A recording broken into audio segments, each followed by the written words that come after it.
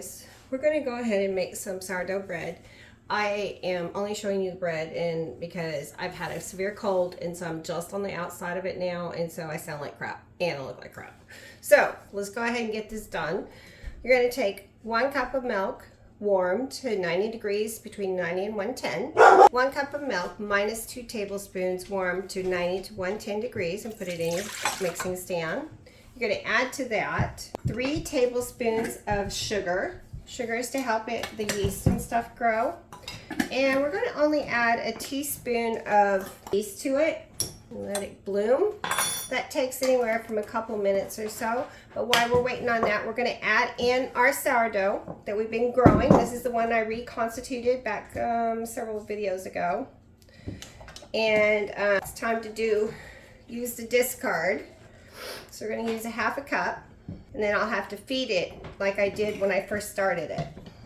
So you have to feed and discard on a weekly basis. And there's really no reason to buy to buy bread when you can make it yourself. We're going to put our 1/2 cup in here, pour it in here. We're going to let our yeast bloom a little bit there. Yeah, I have not had a cold since I was a child, so this is very annoying for me. And I'm sorry, guys, but here we are. So our yeast is starting to bloom. I can start seeing it do it.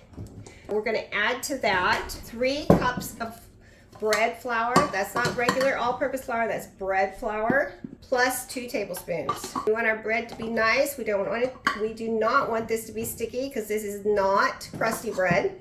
This is like regular bread you would cut up and make sandwiches with.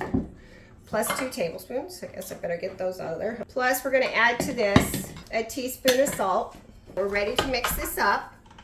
When we get this all completely mixed, we're going to add to it, after we mix it, we're going to add to it 2 tablespoons of butter. We're going to turn it down on low, and I'm going to add my butter in there. It's very soft, but not melted, guys, because you want it to incorporate into the bread, not mess up your bread.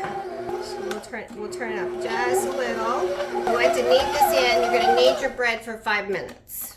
If your butter gets stuck up on the side of your bowl, take it off and put it down in. You do not want it to be, you want it in the dough, not on the sides of your bowl. 5 minutes are up. We're going to take it off of here, and you're going to want to oil your bowl. You're going to want to oil your bowl and put a towel. We're going to put a towel over it, and we're going to let it rise for 1 to 2 hours until it's doubled in size. This will make 1 loaf of bread. You could make more if you wanted. You could probably double the recipe if you wanted to do more. So we got it there. We're going to put a towel over it. We're going to put it in the oven with a kettle of boiling water and let it rise. And that's our way of helping it rise in the house when we live in New England and it's freezing ass cold. So I will see you guys when it's done baking, when it's ready to bake. This is what it'll look like in your oven. You have your kettle in there, and you have your kettle of hot water, and you have your dough covered in a pan. Now it's going to sit in there and rise. It's been 2 hours, and our dough has risen. We're going to take our bread pan. We're going to spritz it with some oil, Pam, olive oil, whatever you have on hand. Take our dough out.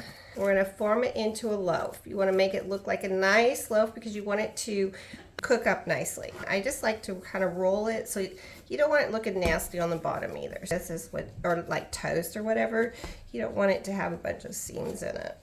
And there we go. We put it in here.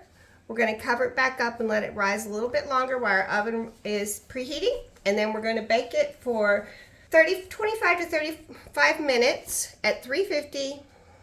And it should be, when you tap on it, it should be hollow. See you then.